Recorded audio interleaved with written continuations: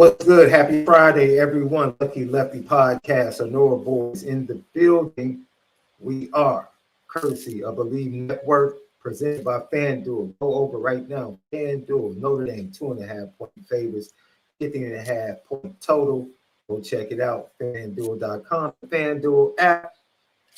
And it's also Sonora Whiskey. And when Notre Dame pulls out this victory on Sunday, we celebrate. I don't care if it's Kool-Aid, ginger ale, or Nora. Make sure that you celebrate and that you responsibly. Oh, okay. You threw it in there. You threw a curve in there. Yeah. Let's get it, love. 2 days. 2 days ago.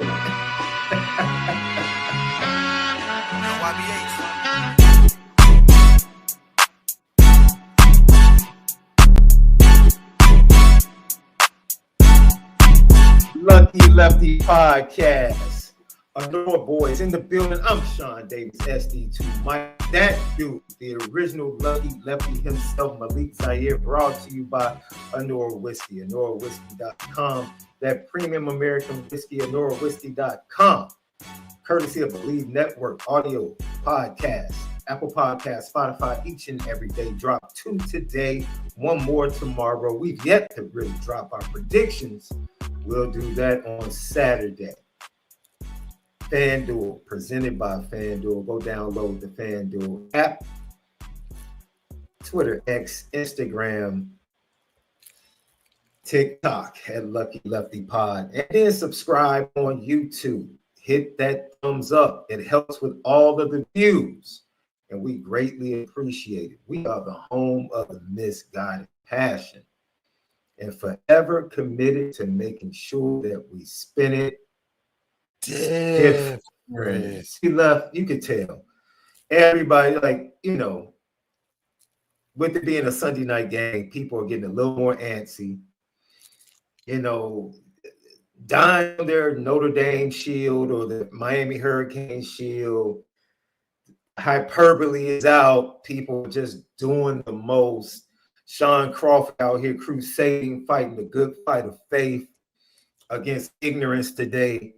And someone that I'm cool with, was kind of agreeing with what Shaun Crawford, or disagreeing with what Shaun Crawford said. And I said, I had to politely inbox him and remind him of certain events that took place during the Brian Kelly era. I just, I'm like, come on, man.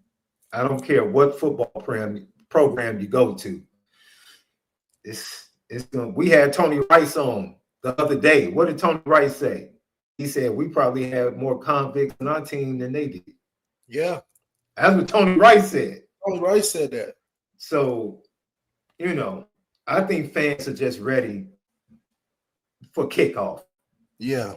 Yeah, fans are just ready for kickoff, man. That's all. There's too much. Yeah, it's unfortunate it's on Sunday, not Saturday, so it gives people extra day to just lose their minds. When you get on antsy and you get bored and you run out of stuff to talk about and the action is close but far away, you just start saying stuff. People just start chatting, and it's like, okay, let's play the game because y'all running out of things to say. Yeah. So that's kind of incredible that people are stupid that low to say things like Shaun Crawford was fighting against, but it is what it is. You can count it to ignorance, but you can also count it to everybody is just ready for things to just get kicked off, bro. That's what it is. You run out of things to talk about.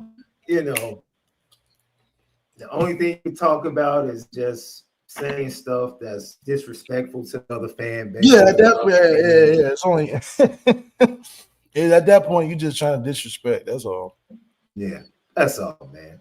So, how's your Friday, love? Also, man, let me explain something, man. We had someone jump in our comments. Like I said, we respond to all. Left is a absolute. I respect him because he's an absolute amazing dad. Oh yeah. And most of the time when Left is not on screen, we're going to show some more film today offensively. Last night we showed the defensive pressures that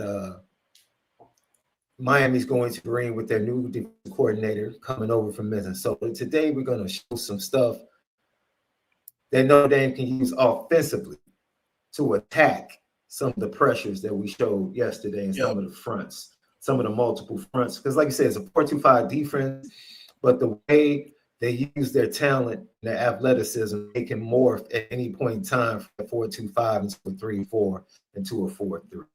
So we'll do that coming up, Left. But other than that, it's just to the point where we're going to talk about the Notre Dame players we're most excited to see. Left is going to give the Notre Dame players he's most excited to see. And then every Friday throughout the season, you already know Malik'S 3 keys to victory. Malik'S 3 keys to victory each and every week. So let's start out with Malik'S 3 keys to victory, brought to you by Honora Whiskey, HonoraWhiskey.com. 6:30 p.m. Central Time, Hard Rock Stadium. Number 6 Notre Dame Fighting Irish will invade to take on Miami Hurricanes. They'll be led by transfer quarterback Carson Beck. CJ Carr, his first career start. Notre Dame leads the series 18-8-1. However, at Miami, they are 6-7-1 on the road against Miami. Give us your 3 keys to victory, Lev. Well, the first key is to score, is to run in bunches. So explosive runs by our running backs early in the first half is going to get a very comfortable setting for CJ to operate. I think if we're struggling early on to run because of who CJ is, he wants to take some shots, maybe force some things, maybe give an early turnover. So establishing the run early with 3 explosive runs, which means runs over 20 yards, 3 in the first half, I think it'll make the second half onslaught a lot better for CJ to operate and distribute the ball around. The second key is defense. I think holding the Miami run game to under 100 yards, which forces Carson Beck to become the superhero that he wants to be, that's going to be advantageous for our secondary unit, one of the best in the country. So eliminating or limiting a good running team by Miami. They're not shabby running the football, but to hold them under I'll make it a little bit easier. Under 110 in the first game, then we're working with some stuff. And the last is 2 turnovers. I need 2 turnovers from Carson Beck.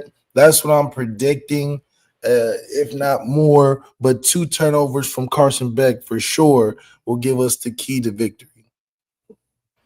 Those are Malik'S 3 keys to victory, brought to you by Honora Whiskey. So, Left, we told people last night at the end of the show, we teased that we're going to talk about the athletes we're excited to see. Which Notre Dame players are we excited to see? It's real easy to say the entire fan base is excited to see CJ Carr. That goes without saying. Outside of CJ Carr, who is Malik ZAIRE looking forward to seeing kick off the 2025 season? I'm really excited to see Will Pauling. I mean, for a guy to be a captain coming in as a transfer, 1-year guy, really amazing to see how that impact transfers to the field and how he influences that offense. Is he going to be CJ's number 1 guy? Is he going to make CJ comfortable early? Is he going to have some effect in the screen game, make some things happen when he gets to football? So Will Pauling is definitely one of my guys I'm looking out for. I'm also looking out for Tay Johnson. Does Tay Johnson get into the rotation? You heard so many exciting things throughout camp and as a young guy, just to see if he gets a couple plays in there. I believe Mike Mickens and Marcus Freeman, even Chris Ash, believe in a rotation. So to see Adon Schuler, Talek in there at some point, Stroman's in there at the other side, but to see Tay Johnson get some love would be nice because I'm excited to see that next up-and-coming generation of the freshmen taking over in that secondary under Mike Mickens. I think he's going to make a big impact. And lastly, Devontae Smith. We haven't seen him since Alabama, and to come in and get a starting spot as a transfer at the nickel position, I know Miami's got a lot of good guys in that slot position. And so that's a great matchup to watch for. Carson Hobbs backing him up in that position too. Young guys from Cincinnati. So really want to see what the transfer does in a position that in this defense is very critical. I mean, Tariq Bracy held it down for a while. We had what's his name? Jordan Reed or Jordan Clark step in and play big as a transfer 1 year guy. So that's been a pretty tough position to just come in and do well, but we've had guys that have done it. So to see Devontae going there, because he was once a 5-star, coincidentally, that just got injured. So he never dropped off from being a good player, and I want to see that flourish on the first game. One of the things I've been worried about is the pass rush and questioning where is this pass rush going to come from. I need minimum 25 sacks from this defense. We know we can do on the back end, but I'm going to need more of an effort in securing the quarterback from this defensive line. And I don't want it to come by blitzing the linebackers as consistently as Notre Dame did. I know Chris Ash wants to be aggressive. I don't mind you being aggressive in spots, especially when you surprise in the offense. But are you expecting a double safety blitz this year? No, not from 15 yards away. No. Please, no elbow and snap moves from his first year. No. Chris Ash going to have been a double corner blitz. No need to see that at all, Left. No need to see that at all. I am perfectly fine with the linebackers being activated in blitzing, but I want them to be more creative. Bring them through the A and the B gap, especially if it's just trying to do run fits. That's one thing. But let's be strategic. Let's bring them on delayed blitzes, coming off some DE stunts, things of that nature. I mean, DT stunts. I mean, ETTE stunts. I don't know. I'm getting mixed up today. Some ET stunts. DT, TT, TNT. All of TT, TBS, all of the networks in this joint right now. Yo, a lot of people were panicking. Shout out to YouTube TV and Fox Sports coming together and making a deal, because there were a lot of every year. Every year there were a lot of NFL and college football fans were panicking, bro. They were panicking. That deal was. Remember last year was CBS that was trying to get that was making this like a week before. I hate how they do that. I think they just do it for ratings or something. Yeah, it's how you so negligent. That's like, you waiting on your light bill to the last day. Like, come on, guys. Man, Lucky Lefty podcast. So, someone said Armel Mukam in the chat. That is somebody. He's not even the top 3 rotation at defensive tackle, just to tell you how deep Notre Dame is. Jason Onye, look, man, I'm tired of you being the dude every spring. I'm tired of you being the MVP at the wrong time. Be the MVP right now. That's why you got the starting spot. And I'm sure Marcus Freeman's going to have a great story to tell once he starts balling on how he bounced back. We've seen it before. Alizé, mystery disappearance. Jordan Portillo, mystery disappearance. And they come back and have a good season when they stay healthy.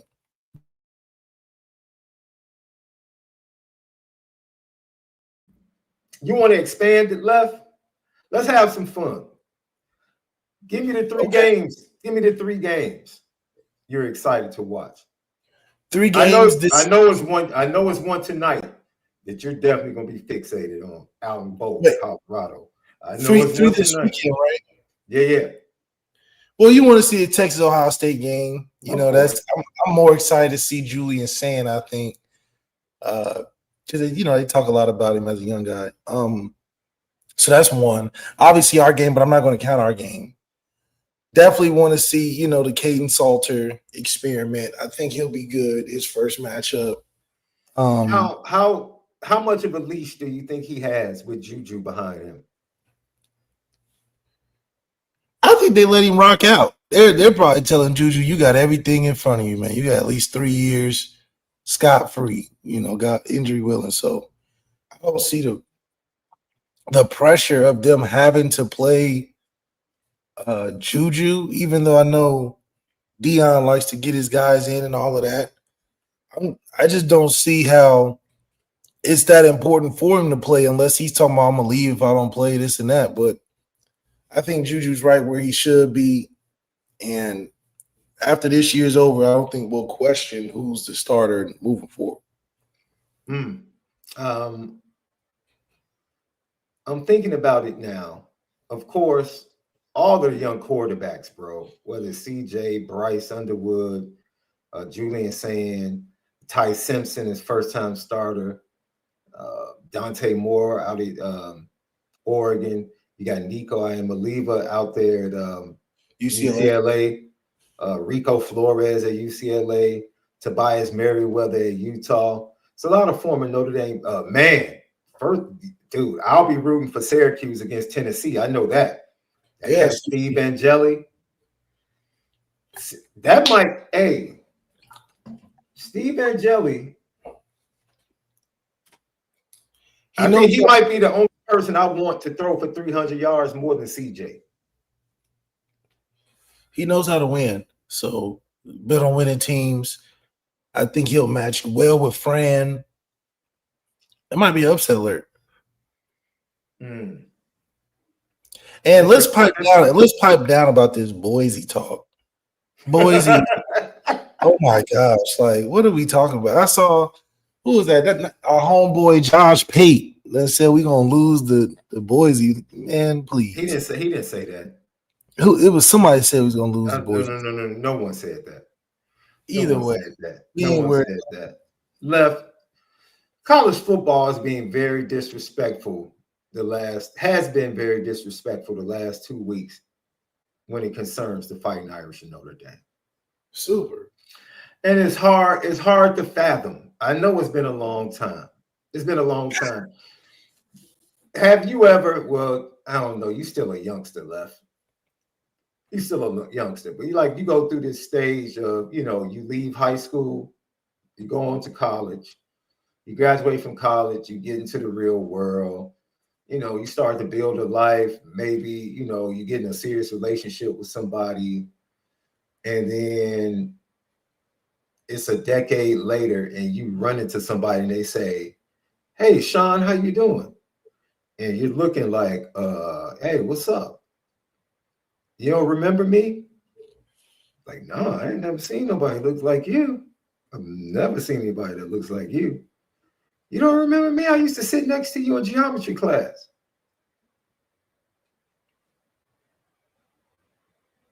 You, Tasha?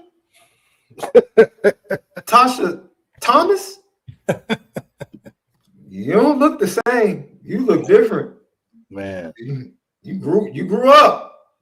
But that is the meeting that college football, I believe, is going to have with Notre Dame this weekend. They're going to see Notre Dame against Miami, and it's going to be like, "Hey, you don't remember us? We're Notre Dame." Notre Dame? Notre Dame from the Bob Davie era? Man, they don't want to. They don't want to get Notre Dame from the Ty Willingham era? Notre Dame from the Charlie Weiss era? They don't want to accept it. Notre Dame, Brian Kelly, that could never win a big game? That Notre Dame? Man, no, you look different. You look a whole lot better than you did 10 years ago. That is literally too ready to write us off. They're too ready to be like, no. You guys are the team that can't win a big game. That's what you guys are. And everything last year was luck.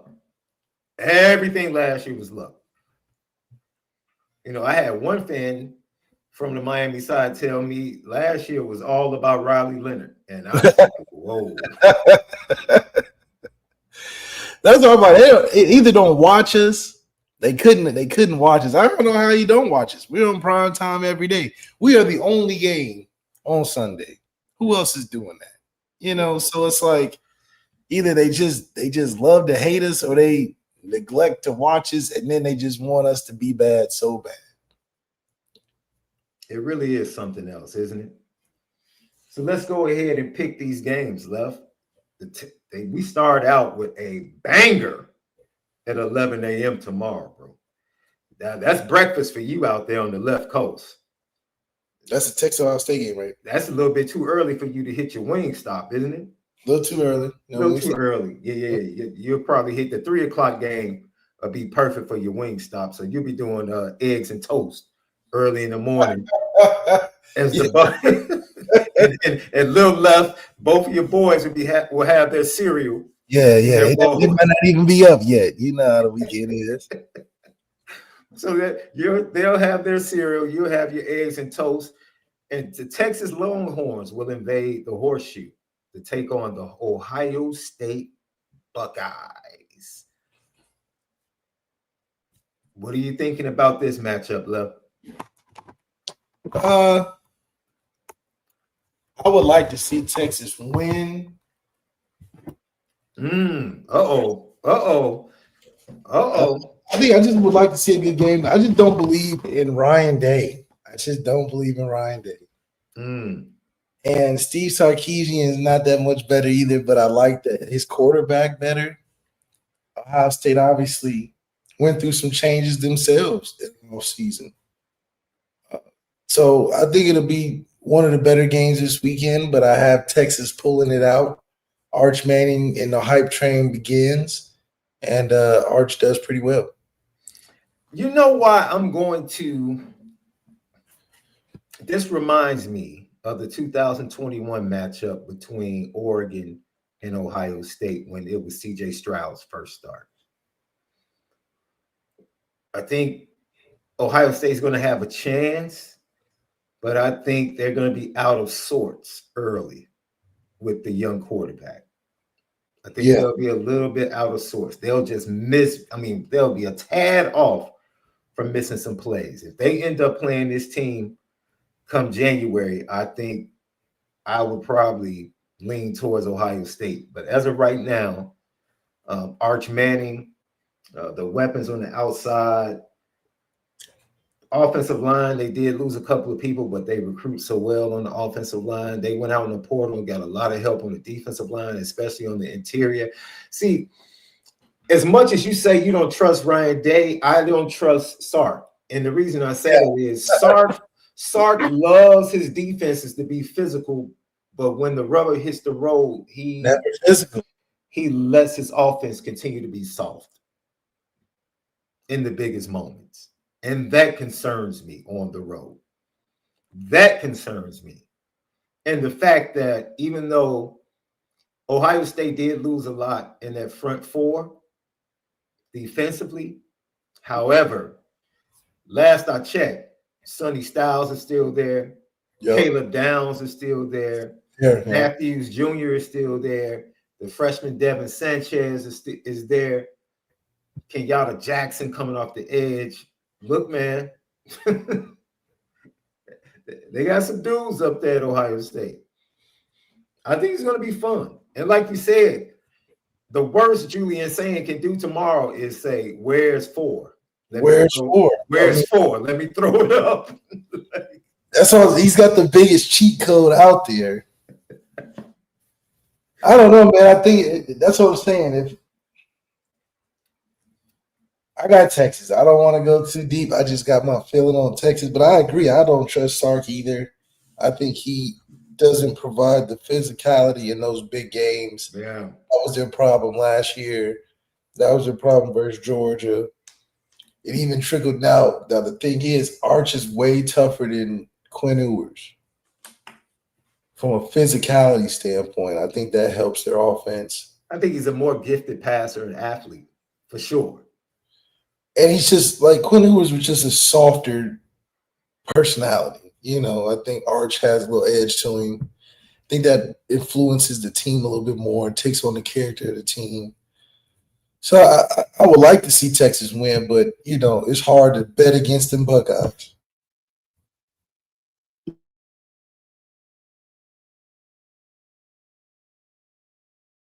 I can agree with that, Lef. GTB question from Irish Gordian Knot. Shout out to you, IGK.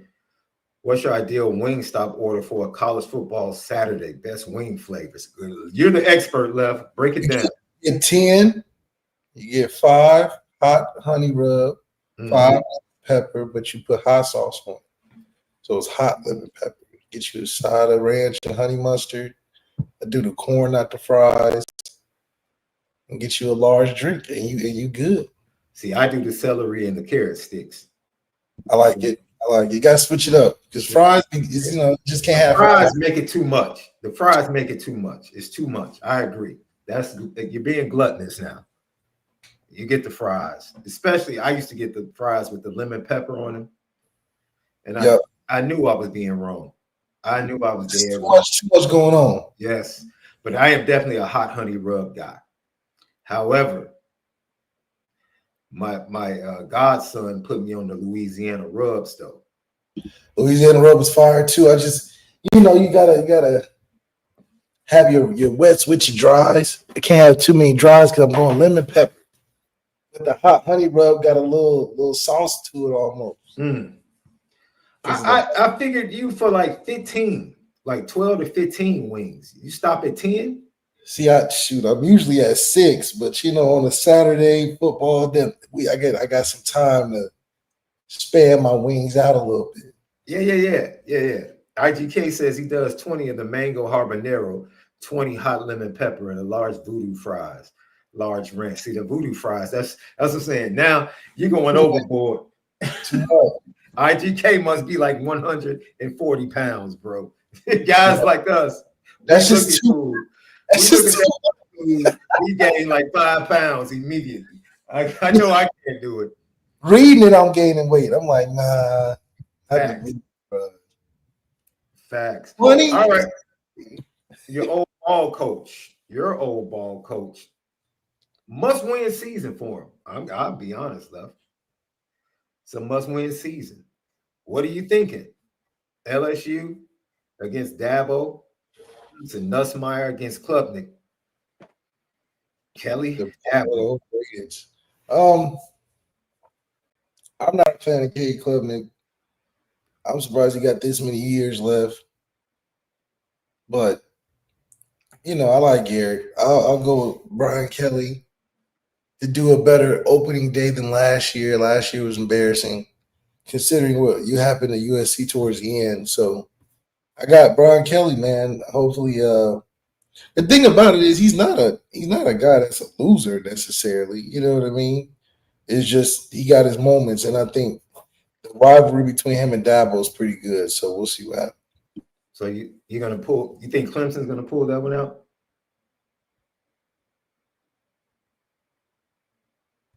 Yeah, I have the Tigers in that one left. Yeah, you got the Tigers. Wait, which one? The Clemson Tigers or the LSU Tigers? Clemson. The real Death Valley. Yeah, they got the same mascot, nickname, and stadium. Stadium, that's crazy. Stadium, nickname, and I'm going with Clemson. Over on what? Like what's pulling you? It's home, number one. Yeah. Brian Kelly hasn't proven to me that he can win a big game. He's won big games. Yeah, he did beat Alabama. But I need to see more. On the road at Clemson, I think Dabo's the better coach. That's my opinion. The quarterbacks are a wash. The offensive line for Clemson is better than the offensive line for LSU. LSU lost 4 or 5 starters. Yes. And in Death Valley, with a questionable offensive line, and that front four of Clemson, with Coach Allen coming over as a defensive coordinator, I just think they make a little bit more plays than LSU. LSU's going to put up some points. But I just think both veteran quarterbacks, so I should expect a better performing game offensively from both teams. Yeah. I got Nuke Life. What up? Hey, we're getting a Portillo's in Atlanta. What's the go-to order? Well, of course. You're far from Chicago now, so you got to be careful. You can't go wrong with the Chicago-style hot dog. Make sure you get the jumbo joint, though. Don't get the regular hot dog. It's got to be the Chicago-style jumbo hot dog. It's starting to be less Chicago restaurants, man. They keep branching out and franchising. Yeah. That's because you know what it is. And you saw the young lady You saw the young lady, that had the little spat at the U.S. Open. You saw how she handled herself. You saw how she handled herself when you. Oh, she's from Chicago. She's from the Chi. That's how we handle business. Like, okay, really? You gonna keep putting your finger in my face? That's. I did not know she's from Chicago. She's from the Chi, South Side, baby. All day, every day. That's right. That's right. That's right. She handled it well, though. Oh, because she basically was letting the young lady know, I'll see you in the locker room. See, we out here in front of these cameras. You see, she's not gonna make me lose my cool and lose my money in front of these cameras. I'll catch you. I'll catch you out. I'll catch you out. Yeah, I feel you. I hear you. I hear you. Yeah, because she was definitely saying something to her. Yeah. But no, if you go Italian beef, there's two ways you can do it. You can do the Italian beef. A lot of people do it with the hot peppers, with the cheese. I prefer, my dad used to get the combo, sausage and beef with the sweet and hot peppers, and then he would tell them to dip it. Chicago, man, you got to have them dip it in the au jus. Gotta have them dip it in the au jus. It ain't a French dip. Man, bro, I'm telling you that au jus. And you cannot leave Portillo's without a slice of either the double chocolate or the lemon cake. You just can't. They don't do it good every time, though, man. They don't do my wife gets the bacon cheeseburger. She loves burgers. Okay, see, that's the thing. The burgers do good. Oh, yeah. Burgers are fire. Burgers. They got a dope chicken breast sandwich on a croissant. Which is good, yeah. On the croissant, fire. The crinkle fries. Hit or miss. Fire. Hit or miss. My trick is tell them no salt. Okay, so they make it fresh. Yeah. They have to make them fresh, right? The cheese sauce, a lot of people get the cheese fries. It's pretty good. You can't go wrong. The Italian beef, either you get a regular Italian beef or you get the combo with the sausage and the beef. And then it's just a matter of whether or not you want it dipped, whether or not you want the cheese on the Italian beef or in a cup on the side. I mean, you can do it many different ways. It's all about your preference. And then they have breakfast now. They have like the Italian sausage biscuit sandwich now at certain locations. I don't know if they're bringing breakfast to Atlanta, but in Chicago now, they serve breakfast at certain locations. So enjoy Portillo's, man. Enjoy Portillo's. It's a jewel. It's a jewel. As the Lord has truly blessed you if you are getting a Portillo's in Atlanta. GTB questions, if you have them, bring them up. Super chats, bring them up. We'll get to it. About 30 more minutes. We're not going to be long tonight. I have to go to Brother Rice. I'll be checking out Braden Parks, 2027 defensive tackle prospect. His top three schools are pretty much Notre Dame, Tennessee, and Michigan right now. So I'm going to watch him play tonight. I wonder what I can't get the Michigan allure that people are building. In Chicago, they're big in Chicago, bro. Yeah, okay, I can see that. They're big in Chicago. Just like Notre Dame has a lot of alums and former players in Chicago, Michigan has the same effect, and the Big Ten network is headquartered here, bro. It just is what it is. Top two schools. I go back to Justin Scott when I was talking to him. His top school before Notre Dame jumped in was Michigan. I just trained Michigan. I don't know, maybe I'm from Ohio and I went to Notre Dame, but Michigan just can't. It just doesn't cut it. Trey Pierce, big time. He's starting on defensive tackle, starting at defensive tackle for Michigan this year. He went to Brother Rice here in Chicago. So, the pipeline is just there. They just have a nice pipeline. What's Cam Williams talking about this year, man? We haven't talked much about Cam Williams. Cam is, moving from the field to learn the boundary position. I don't know why it happened, bro. The kid is, I guess they thought that was the quickest path to him getting on the field. Notre Dame right now is just competitive in that receiver room, man. He's 6'3", 6'2", 6'3", 200 pounds, runs a 4.4.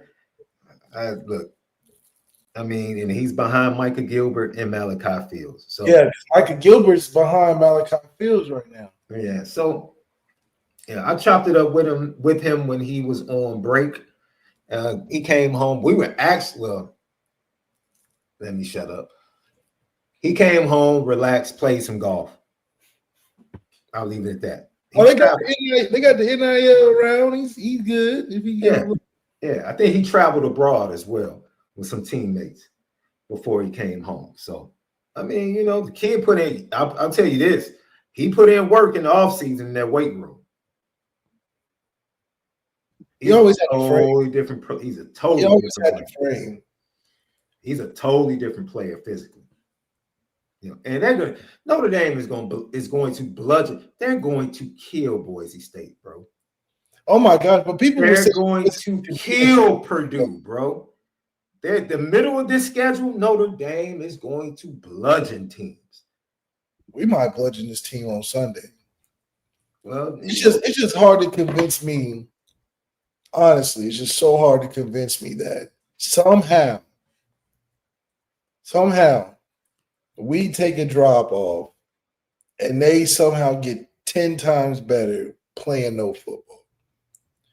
The last team to win in that stadium was us on their home field. So, I mean, I don't know. I think we just got too much going for us.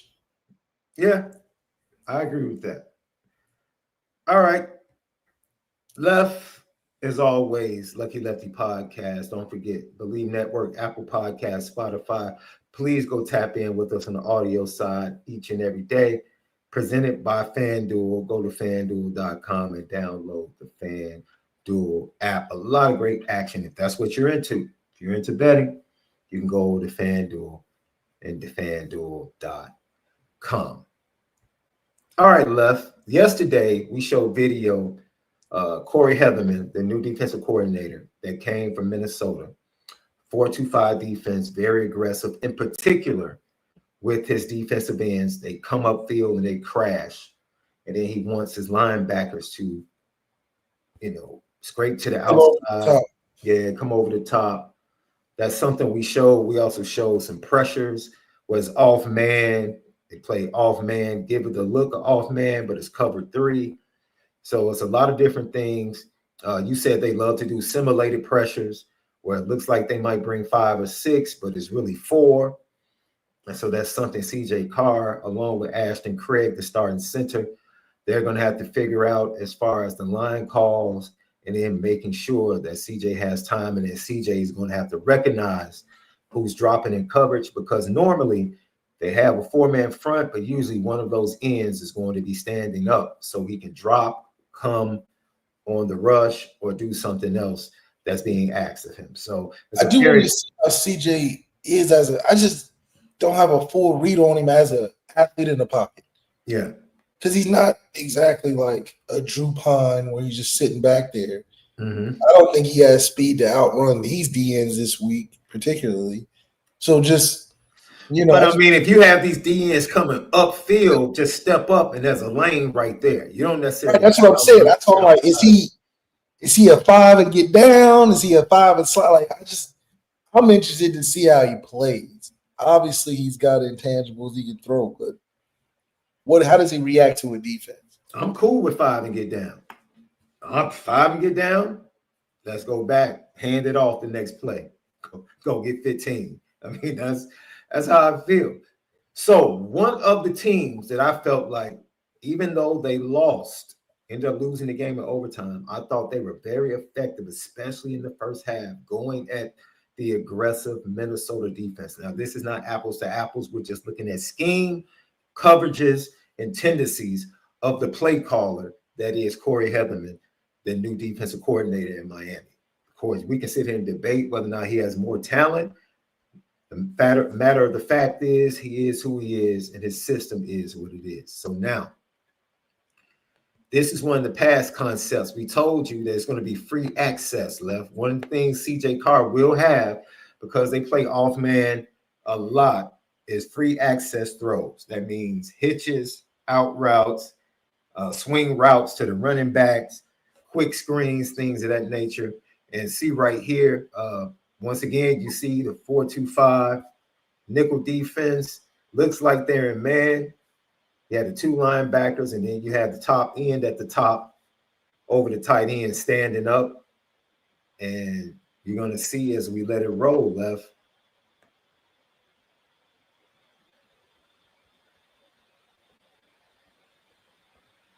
Once again, a simulated pressure. They bring somebody as you up. can tell, they can protect, right? These are the type of pressures where you can get caught off guard by a single and they still have enough guys out in coverage. So 9 times out of 10, the line should be able to pick up these 4-man pressures. I mean, you can't even call it a pressure. It's just 4-man. They're just bringing an extra guy this time. It's a skinny guy instead of a big guy. And they're playing a 3 deep, 4 under, so to speak, coverage. Yeah, I mean, that top DB is bailing early too, bro. He is giving it away, bro. Before the snap, he is like bailing. Look at him. But this also allows for you to keep the integrity of a coverage. You damn near can consider this a drop 8 if a guy was to back up. But this is no difference than a regular cover 3. You got 3 guys deep, 4 guys underneath. These guys are high violators, so they got their eyes on the quarterback and just more so reacting. So from a pressure standpoint, I wouldn't say CJ is going to be running for his life. But when you got guys that are dropping out, you always are afraid of. And the goal of the defensive scheme is to drop underneath things. You're thinking pressure's coming from one side, you throw opposite, and the guy's right there. So I think more of him just taking his time and not being so quick triggered, allowing the play to develop, knowing you're protected. Because if you go to pre-snap, it looks a little murky.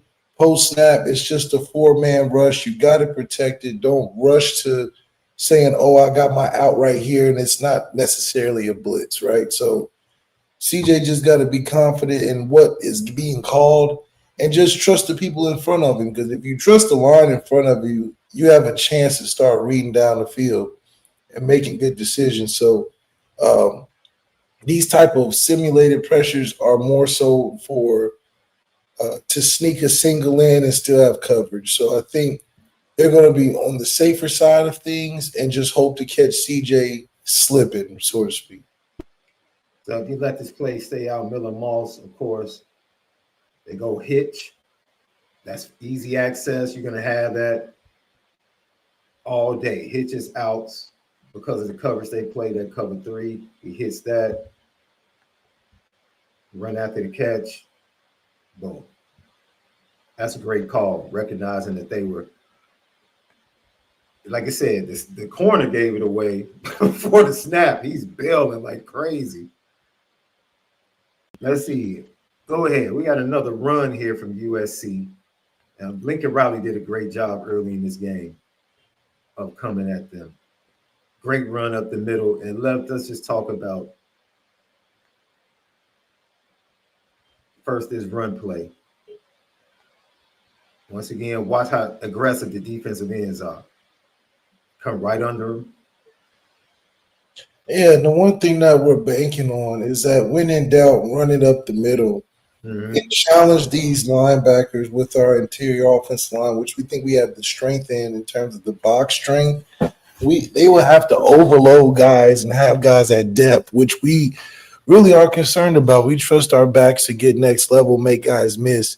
If we can handle that first 5 to 7 yards, that box, we'll be able to really create some push. And I think that's our advantage outside of what these pass rushers are offering is that middle of the offense. So Denbrock has shown before, if we ever get in a rut, we're going straight up the middle. And usually when we do it, it's 8 yards a pop. So yeah. I think that mentally wears on the team, especially when you're running it back to back. I mean, first coming out the second half, that was just what we were determined to do, and it softened up the defense and allowed us to operate. So I think that's going to be there this game. And as long as we don't try to live on the edges of the hashes and outside of the box because of it looks murky, I think that we'll be fine. It's like that's what they want. It's funny, like we're giving you that because we want you to take it. Like, we're giving you the easy access. We're giving you the hitches on the outside. We want you to run to the outside because we don't want you to attack us down the field. That's right. We want you to feel like, man, you can methodically move the ball down the field, and we want to be aggressive and take the ball from you. And the more you're on the field, the more plays we feel like we can come up with negative plays or either a turnover to turn you back. And that's definitely what Corey Heatherman wants to do. Now, once again, the run game is going to be whether it is delays, counters. Lincoln Riley used counters with the tight end coming across, not the traditional counter, but he brought the tight end across. You can call it a wham concept or a counter using the tight end coming across. But he also used a delay action in the run game, a little bit of inside zone. And I think this is what you're going to get right. Not this play. Once again, 11 personnel because Deuce Robinson is a tight end pretty much, but he's a big wide receiver as well. What do you see? You see cover 3 again? No, they have quarters here. What is this odd man? Because they have 2 safeties back, off man coverage. So this looks like either off man or a little bit of quarters. And I think they're going to hit Marks out of the back.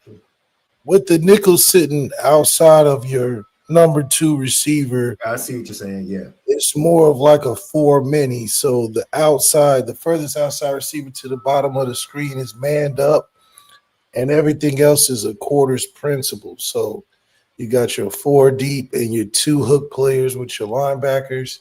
You're trusting that most college receivers aren't going one-on-one to the field. It's a big throw. A lot of guys can't make it.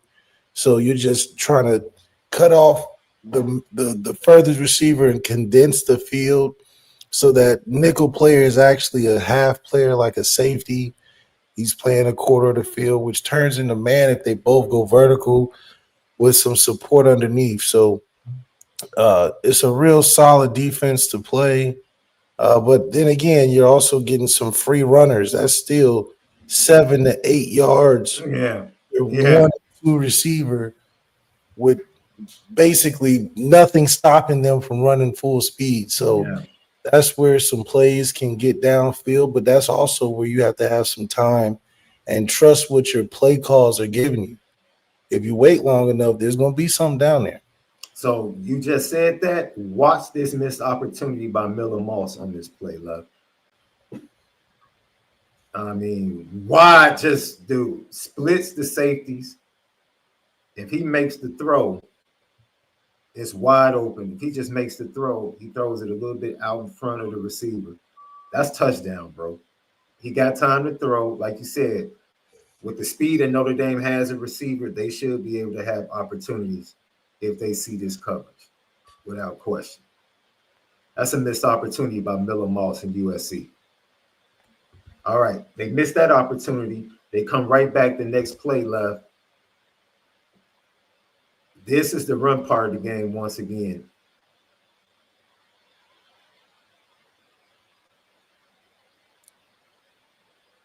Bam, tight end coming across once again. Like I said, Lincoln Riley was using this in the run game, using that tight end, bringing them across. They faked the action and went backside to Deuce Robinson for the easy access. Once again, we said these easy access throws, they used the play action. They were successful with bringing this tight end across in the run game. So they give Minnesota the same look. Bring him across, they pull it, throw it out to Deuce Robinson.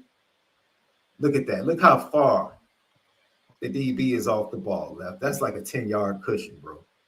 Yeah, they're playing a lot of top down. They're not trying to get beat deep. That's play, you know. That's his principle. Nothing over 16 yards in the passing game. That's his principle. All right, 2 running backs for USC. They're going to use motion out the backfield, and they're going to use the motion to free up space in the run game. Watch how they do this, love. You're talking about both running backs being in the game. It's something that we might see from Notre Dame.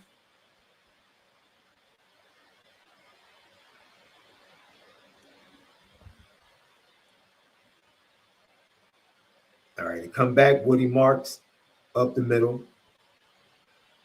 I want to go back to that left. This is what they come out with. Once again, watch the tight end come across. USC did this all game long, bro. And it's something that Mike Denbrock does a lot as well in the run game. You give Jeremiah Love that much space, bro. It might be to the house. Might be to the house. It might be to the house. That's all I'm saying. And it's not apples to apples. I would suspect or agree that Miami probably has better athletes.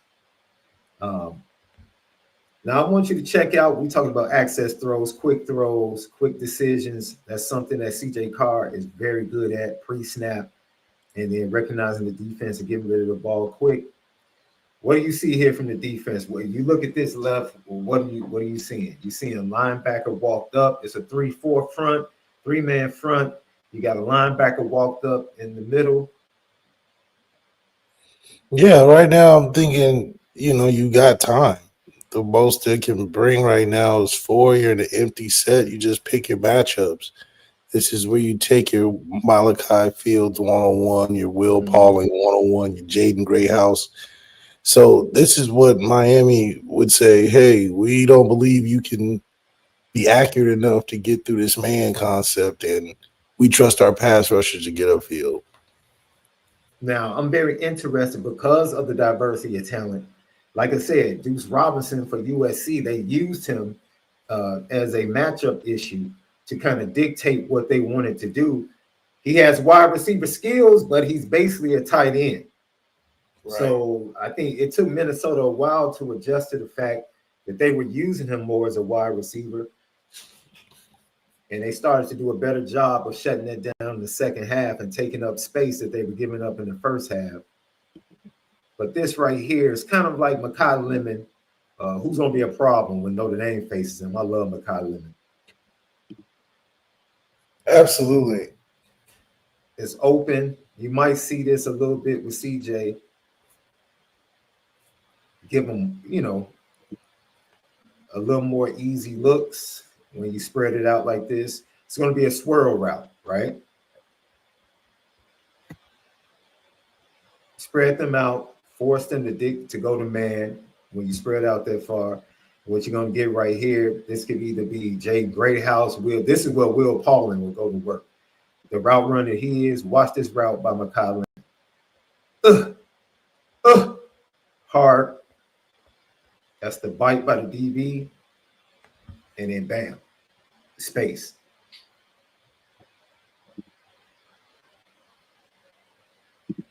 Look at it again. Good swirl route. I definitely think we can see something like that from Will Pauling, Jordan Faison, and Jaden Greathouse on the inside, getting the ball out of the hands of CJ Carr real quick and dictating to Miami based upon formation and personnel. They like to go to that cover 3, that off man quarters, confuse you after the snap, but you can do some things to dictate and force them to go man to man a little bit. That's a lot of what it's going to have to be too. The 2-minute time. Go ahead. I'm sorry, Lef. Go ahead, Lef. That's what I would say it's going to have to be too, because they're going to try to do everything to sell out for the run.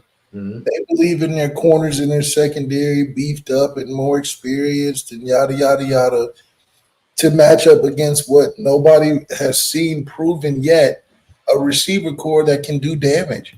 So they're going to trust their man-to-man matchups like we trust our man-to-man matchups. They're just committed to not making sure the run doesn't get out of control. And here we go. One last attempt to look at how Lincoln Riley really dialed in on the run. What do you see pre-snap here from this left? Looks like they're bringing pressure up top. That's what it looks like. They're super over-rotated because they dropped that safety down. Their will linebacker is literally in the middle of the hash, and everybody's kicked over. That means they're super prepared to spill and take away that read option, which sets up that huge gap if you can circle it where that backside is, where they keep these guards and bring these tight ends through there. That's how you get big plays. Yeah, so once again, I'm just going to run it, and then we'll do the slow-mo. They use the motion to impact that outside linebacker for a brief second, and then they run right up the middle, like you said, Love. Then they come right back and run up the middle again. This USC did a great job of using formation and spreading out their receivers in motion to give a look, but also to cause some hesitancy in the linebackers because they have to recognize the receiver motioning out, takes their eyes for a second, and the next thing you know, the tight end's wrapping around, opening a hole in the middle of the field. So inside zone encounter was very effective against Corey Heatherman's defense. Let's take it slow, Left. You did a great job of explaining what they had pre-snap. You see the motion by USC. The motion backs up the safety, makes a softer backside run. You get a full down block by the tight end and all the train caboose of a good setup because Minnesota, in this case, wants to keep the numbers to the field. They don't want to be playing in space and being outnumbered. So that's why there's literally, if you draw a line down the middle of the hash, you have so many guys committed to forcing things backside to that safety. But the safety's 5 to 6 yards off, and we're coming downhill to his side. So that's a great setup.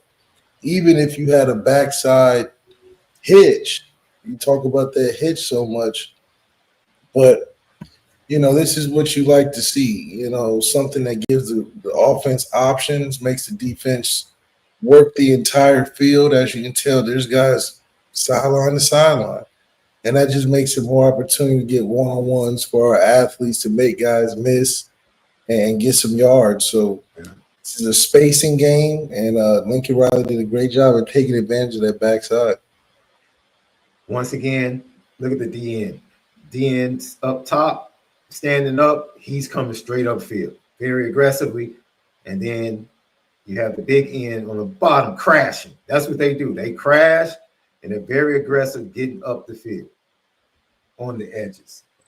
And what Lincoln Riley just ran right under it all night. That's what he did. Backside tackle does a great job just riding this defensive end, Love. Watch him just ride in the patience of Joyner right here. Just take it where you want to go. And he just recognizes it, cuts right off it, and boom. 7 yards. They come back the next play. They wrap again. They were just confusing them. They wrap one side, then they come back with the wrap. They wrap the tackle this time. They don't wrap the tackle. They wrap the tackle. Lincoln Riley had their head spinning in the first half. He did a masterful job giving them diversity in the run game. So what do you see pre-snap? This is our last clip. What do you see from Minnesota right here? This is that normal 4-2-5. Off man once again is looking like a quarter. Yeah, looking like cover three because they have the single high safety. It just looks like their base coverage. Yep. 3 4 high. Cover three.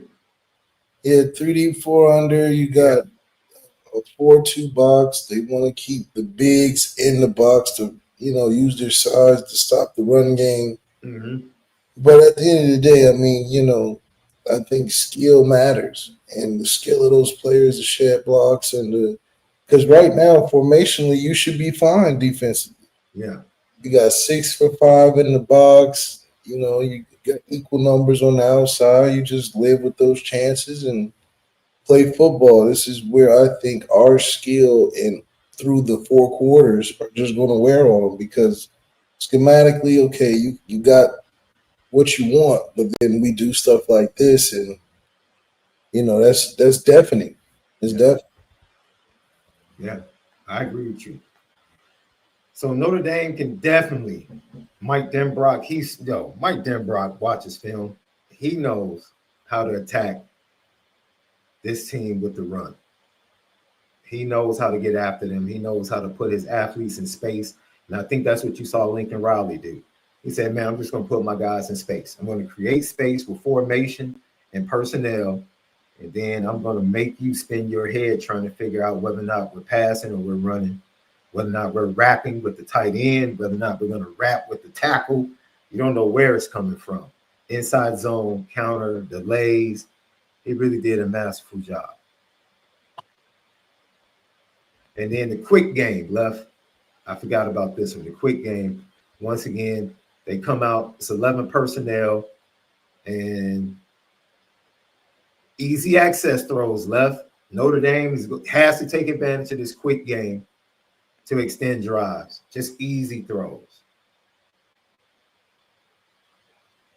Bam, fake the handoff, quick game. They're gonna give it to you. Take it. Take it. Take it. If they're giving you that, what do you see here, love? You can't go broke taking a profit. Don't let your eyes fool you by the overthinking it. If you see it, throw it. Can't go broke taking a profit. So it's best to just allow yourself to get into a groove and take your shots at times. This is not a look where you're saying, okay, let me force something deep. That's what I don't want to see from CJ, because the moment isn't needed. This will be a look where we got hitches and you got one or two guys going deep. He throws a deep, throws a pick. Now, you know what I love about this, Left? You know what I love about this? And this is Lincoln Riley. The splits. Now, we've seen USC wider splits, giving space to their skill players, right? This time, the field receiver is a lot closer to the formation, which the defense is like, okay, he's trying to get involved in run blocking because they've been having him split out wide all game. Now they're trying to get him involved in the run game. And what do? They come with the play action fake in the quick game to get it out to Deuce Robinson. Once again, 10 yards of cushion. Yeah, you have to just take advantage of that. And once again, defensive back bailing before the snap. That's crazy. I mean, if you're going to be 10 yards off left and bail, watch this. Watch the boundary corner, bro. Miller Moss is literally looking right at him right now. He's looking right at him. So this is like basically an RPO. It might have been a handoff, and Miller Moss just had the right to go ahead and say, I can pull it and get it out to Deuce Robinson real quick. Look at him bail. Now that's 13 yards of cushion left before the snap. 13 yards of cushion. I don't know if they'll be playing that soft, but if it is, it's going to be a field day. So it might be a little – he has better athletes in Miami, so he might not. But I'm just saying, in principle, that's all day, right? And so you have to take the easy access throws that are going to be made available, especially with a first-time starter at quarterback. Sid Irish, you did. Miller Moss threw 2 interceptions in the red zone, and Minnesota tied the game up late and eventually won in overtime. So, yes, Minnesota did eventually beat USC, but USC, from a yardage standpoint, dominated the game. They moved the ball up and down the field, and this game was the game that Miller Moss lost his starting job. This was the game. This was the game because they dominated in every statistical category offensively. I thought it was the Michigan game. Say it again. I thought it was the Michigan game. No. Michigan was after this game. No, Michigan was before this game. Oh, okay. Yeah, they played Michigan before Minnesota. The Minnesota game, because they went back home the next weekend, I think they ended up playing Penn State at home. Oh, that's when Jaden Maava got the keys to the car. Now, is that a mistake on the coaching staff, or is that a bad play on the player? What's that? When you switch quarterbacks. Because, they do the whole quarterback competition. They get a guy. Is the coaches make the wrong decision or the player just – But, wouldn't you say they did? Miller Moss took over because Caleb sat out. He had a great bowl game. It was his job. They let him, he had been there. He beat out Malachi Nelson. He won the job. Mayava transferred in. So they let him do. I thought that's the organic. Yeah, that's organic. Okay, I thought my Albert was on the team already. No, he transferred in. It was between Miller Moss and Malachi Nelson. Miller Moss beat out Malachi Nelson. And then eventually he lost his job to Jay Mobb. So, wow. Can't get any more organic than that. Yeah. Lucky Lefty podcast. So, Left, you have your prediction for this matchup on Sunday? I do. All right, let's hear it. Game predictions. Left's first prediction of the season. And I feel pretty good that Left is about to go big here. He's about to go big first start for CJ Carr. What do you have, Left? I got 31-13, man. 31-13. We get the job done. We get a couple touchdowns from our run game. CJ throws one. Defense might get a pick six or a turnover touchdown. And then we get a field goal, and because CJ's just young in the red zone. So I think we're going to have a lot of opportunities to score. No matter what the weather conditions are, I think we're built for a good outing. Okay. I have it very similar because I like to look at styles. Styles make fights, and when I see a certain style of a game, I go back and I look at Notre Dame is an elevated Georgia Tech, in my opinion. They're an elevated Georgia Tech. And, different defensive coordinator. Defensively, they've gotten lighter and faster at positions, a bunch of transfers in the secondary. They can't be worse than the secondary Miami had last year. So you expect coverage to be better. You expect them to be fast and run to the ball. But I expect Notre Dame to have a level of stick-to-itness. And I expect Miami to be fired up early. And as long as CJ doesn't turn the ball over, Miami won't run away from Notre Dame. The defense is going to keep Notre Dame in the game. And eventually Notre Dame is going to, look, I keep telling people, you have 3 experienced interior defensive linemen. 3. The other 2 are true freshmen and redshirt freshmen. That's it. That's all you have. You can talk about your defensive ends, what they do, how they rush the passer. That don't mean nothing when somebody's running the ball down your throat 45 times. Means absolutely nothing. They can come up field. That's the one thing. That's the one thing that teams don't understand. We're not shying away from the run. No, not. Even if you get us a couple times, it's not like we're abandoning and jump ship and throwing it 50 times. Like, no. So it's like that's where teams get shocked because they get excited. You stop at a couple drives, but we line it right back up. And you're like, whoa, you're not supposed to do that. You're supposed to start throwing the ball. But that's the thing. Our defense is always going to keep us in the game. So there's no pulling away from Notre Dame because your offense isn't that. You know what I mean? Even Ohio State game, they didn't pull away from us. They were up 2 scores, but it was always within reach. It wasn't, Yeah. I only felt like it was out of reach because of who we had at quarterback, but the game wasn't out of reach. Yeah. So it's not like they're going to be putting up 45 and we got to catch up. No. If anything, it's going to be a low-scoring game because Miami's not going to score 50,000 points, which means we're going to be in the ballpark, if not 2 scores ahead. So, Left, what did you tell? See, this is why I love Left. Objectively, what did you tell Notre Dame fans was going to happen at the quarterback position when the quarterback that transferred missed the spring? What did you say was going to happen to start the season? You're just going to struggle, man. It's just what Thank you. Carson Beck transferred to Miami and missed the spring. He is not going to be sharp game one. He's not. This is football, man. You don't miss that much practice.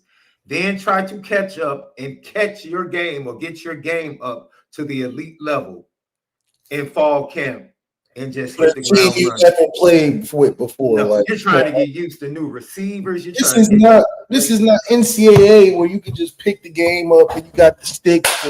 Because the gameplay is the same. Yeah, but this is real life. Like this stuff is not easy. It's the same thing. Carson Beck going out there and balling out of control, he would literally be a first round pick due to the fact that he can play so well with such limited time. That's like the best, sweetest trait to ever have. But that's a 1% thing. And even like I can't even think of the first like.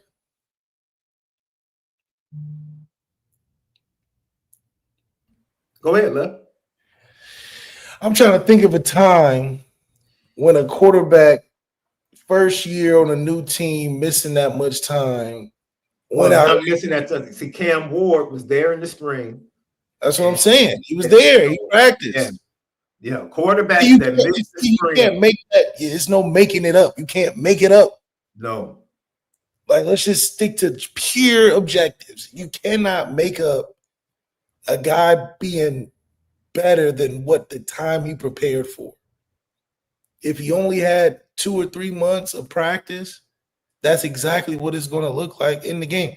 And it's going to be even worse because he's not going against a warm-up team. This isn't like this isn't Kennesaw State, Florida International. So you don't get no figuring it's not figuring the kinks out type of team. That's why it's like, come on, Miami, be realistic to yourselves. Yes, I think y'all be better than average, but y'all going against something that's built and rolling right now. Like y'all putting stuff together and being like, oh, we can on paper, this look kind of good. Yeah. But I ain't never seen it in real life. So no. CRISTOBAL was honest. He was just like, look, guys, like, you know, his voice wasn't all hoorah, we finna whoop ass and all that. No. It was like, listen, we glad we got the guys we got, but we shoot. I always put it as Miami is depending on transfers to win this game. We're adding transfers to help us continue doing what we're doing. It's just two different mindsets. Is Miami really helping these transfers, or is these transfers helping Miami? Because I can promise you, yes, there's some value that the players we got transferring in is helping us with. But Notre Dame is really helping them too. Yep. It's more of a relationship on our end. Miami is like, we're bringing you in because we need you. Like, we need you to win now for us. Notre Dame's like, look, we got some spots that got some competition in there. We believe you could add to it, but shoot, if you were to not come, we would still be here rolling. We would still be winning 10 games. Yeah.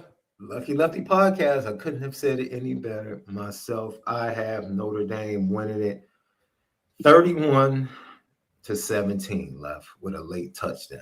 31-17. Oh, late touchdown. Okay, I'm about to say, where they getting a touchdown from? That's the thing. Where are they scoring from?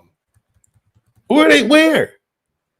They just gonna be dominating Christian Gray and Leonard Moore, or Don? Are they just gonna be in Strowman? They gonna be Don, or are they just gonna be running over Drake Bowen and Jalen Sneed? Like, I just don't know how they gonna be just. Yo, bro, it's funny. Somebody, and I'm saying this, and I promise you, I'm gone because I got to get up to Brother Right. Man, I saw this content creator from Miami say that this is going to be a test of the elite because Leonard Moore hasn't faced anybody like JoJo Trader.